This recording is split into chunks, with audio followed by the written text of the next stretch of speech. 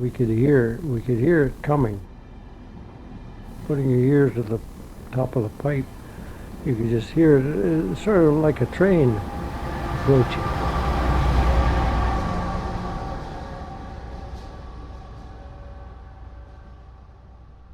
The first attempt to drill for oil in Alberta was made by John Lynham at Waterton in 1901. Later, the first real oil and gas boom occurred in Turner Valley in the 1920s and 30s. These discoveries were crucial for Canada during the Second World War. There was a war on. They knew there was going to be a shortage of oil. So the federal government instigated a program for oil companies to go and wildcat southern Alberta mainly and southern Saskatchewan. Imperial Oil, with maybe a half a dozen rigs, drilled 133 dry wells. They had a boardroom meeting in Toronto and said, hey, we spent all this money over the years and all these 100 dry holes. It's not economically sustainable to keep digging and looking. And there was some people saying, let's, give it one more chance. And I believe that was the chief geologist that said, well, it looks like Leduc. They had a geophysical anomaly that they found. So then they decided to put the rig on a train, ship it to Leduc. It was Vern Dryhole Hunter whose crew moved from Provost to Leduc in November of 1946 to try for Imperial Oil's Last Chance well. My dad was the boss of the rig, and my mother and Finn Lynham's wife would go ahead to the next town and find places for everybody to live. But then we built a skid shack in Provost. A skid shack is a little house built on skids. You're in skid shacks on location. And so when the rig would move to a new location, that skid shack would go to the new location. And the moves were kind of tough because you left your friends and you went to a new town, and a lot of people didn't really like the oil people till they got to know them. We didn't get a very good reception in Leduc simply because I guess we had been following seismics and they weren't family people, most of them I guess, and we were all family people. Before the drilling crews came here, the seismic crews were here, and I think they were a little rougher around the edges.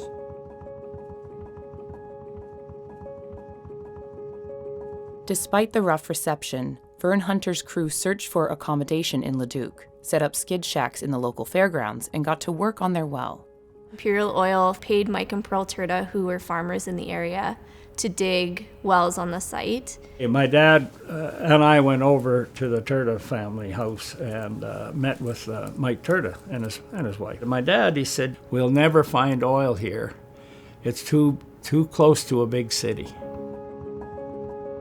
Early signs indicated that this might not be another dry hole. They just had a feeling that was going to hit, and when they took the core sample, and the geologist was pretty excited about everything. They realized in their tests that they'd found a big find, so they're going to have a great big show. They decided to set this day as February the 13th, and so they were swabbing the well in, and the shaft broke, and this is in the middle of the night. My dad didn't get home till 4 in the morning. And he just got home, changed his clothes, and went back to work. The well was supposed to come in at 10 o'clock. By this time, it was very cold. A lot of people had gone home, but about 4 o'clock or so, the oil came in flowing. That swooshing sound you just heard was the Imperial Oil Limited's #1 well at Leduc, Alberta, coming into production.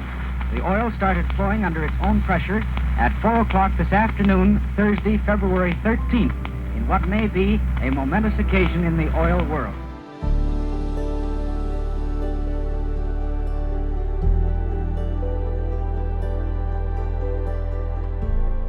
Following Leduc #1, Imperial Oil dug additional wells that confirmed the area was rich in oil stores, greater than what had ever been found in Alberta. People were flooding in from Turner Valley. Rigs were coming in from Turner Valley. And crews were coming from all over. Oh, everybody was quite excited about it. Students, when they left school, they all had jobs. We arrived at the rig. We went and asked if we could get a job.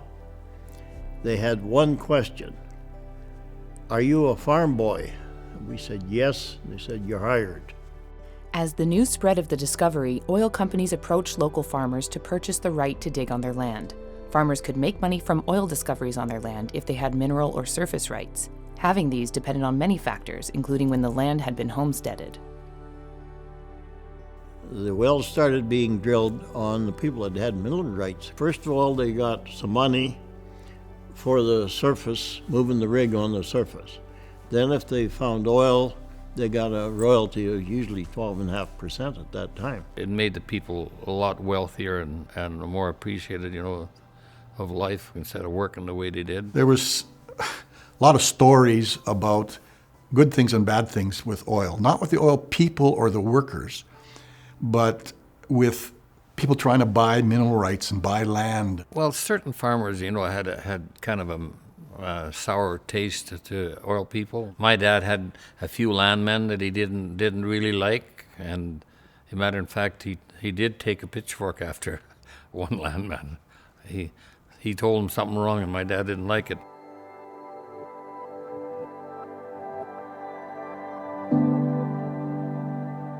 The growing industry did have some problems. In one instance, a series of mistakes led to the Atlantic No. 3 disaster of 1948, when a well went wild. Our farm was maybe a quarter of a mile, if not even that, from it, and it was gushing. And the ground was bubbling. I would wait by our mailbox for the school bus to come along, and I had this white blouse on, and I looked down, and my blouse was covered with spots of oil, just like a spray. They tried pumping everything down, and they couldn't. They feathers and golf balls and everything down it, and they couldn't control it, and all of a sudden it caught fire. At our place, the ground literally shook when it first blew. Yeah.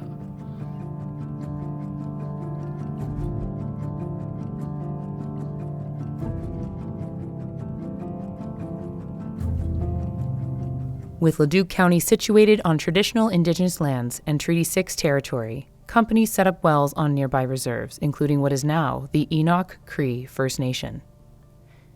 This process was fraught with complications. When it comes to Indigenous communities and Leduc No. 1, there was a lack of consultation. I think the oil companies were assuming that the farmers were the only people worth consulting.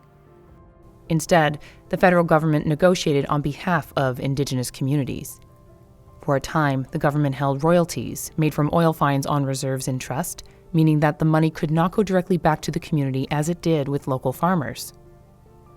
Unproven promises were made that drilling would not interfere with life on the reserve, and some companies found loopholes to reduce any royalties made from discoveries on reserve land.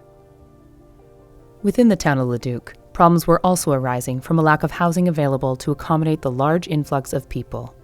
This resulted in a housing crisis, though the city of Leduc and its mayor refused to negotiate with Imperial Oil to sell them land and build housing for workers. I know we had people that wanted to put a shack on our farm, just someplace to live, because there was any place to live, really. So that's when Imperial decided to buy the quarter of land just not too far from the discovery well, and developed it and called it the town of Devon. They were just going around to every farmer's door. My grandfather, he was offered, I think it was $28,000 for one quarter and the same for the other. He didn't become a rich man, but at least he could retire. Devon was a real mud place. Before they paved, there was mud all over, but it turned out to be a really nice little town. New houses, all the amenities that you need to live comfortably. After moving to Devon, nomadic kind of life ended. That winter they built a curling rink, they built a skating rink. We could play hockey. In '49 they built a swimming pool. Man, Devon was heaven, I thought. Imperial Oil really treated their employees very well. For the kids of employees, if you got over 70% in grade 12, then you would get tuition at university paid for. So I got all my tuition paid for. All these things came because of Imperial finding oil in this area. Once they found Leduc, they found Redwater, they found Bonnie Glen, they found just all sorts of oil. And the beginning was because of Leduc number 1. Leduc number 1 is a science history and it's an economic history of Alberta. It's a key piece to identify the social history of Canadians and Albertans especially from an economic and a scientific lens. This is a growing narrative of who we as Canadians are and how we came about economically to stand on our own feet. The roads, the schools, the hospitals. I mean, the royalties that the Alberta government raked in, the people that moved here from all across Canada. And since the war was just over, those guys had jobs. It affected the whole country. The industry put Alberta on the map, really. We were no longer a have-not province. We were contributing to the rest of Canada.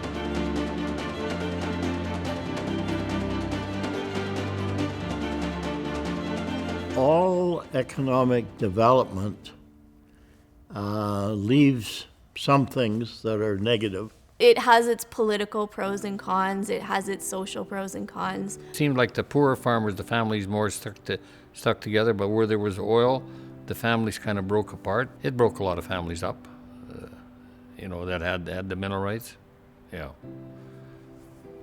It's hard feelings, but I guess it's life.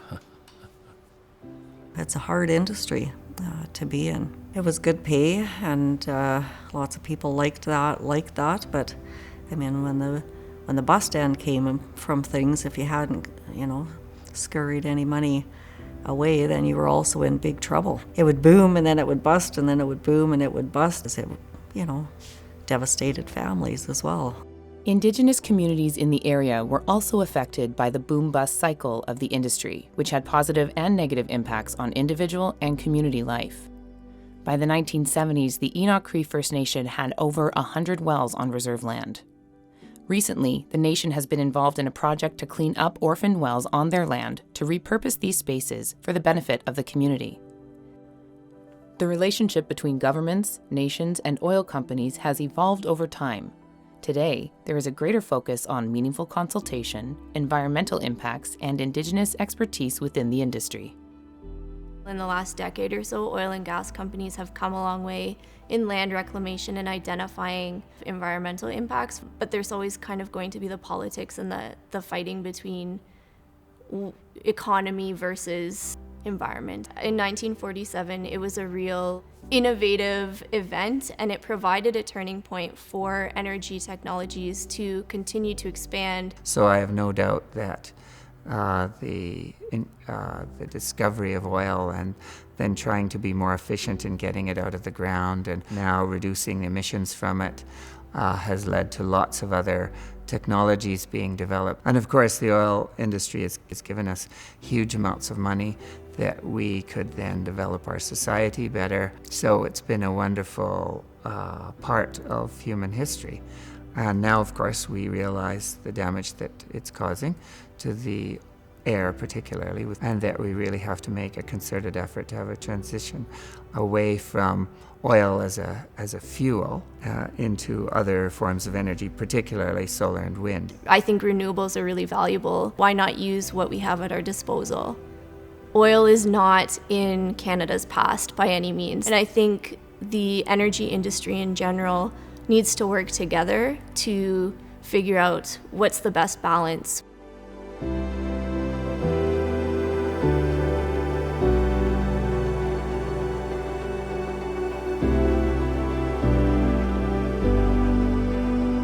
It was an important part of the Canadian history and Alberta history, but it was an important part of our family history too. The pride in Leduc number 1 and the pride of being associated with that, I think it runs deep in our family. My dad was, I think, very proud to have been a member of that crew. We had the people, we had the resources and the willpower to make it happen, and we did. That's what they proved with Leduc #1. We did it here, we did it big, we did it in Alberta. It's the beauty of it.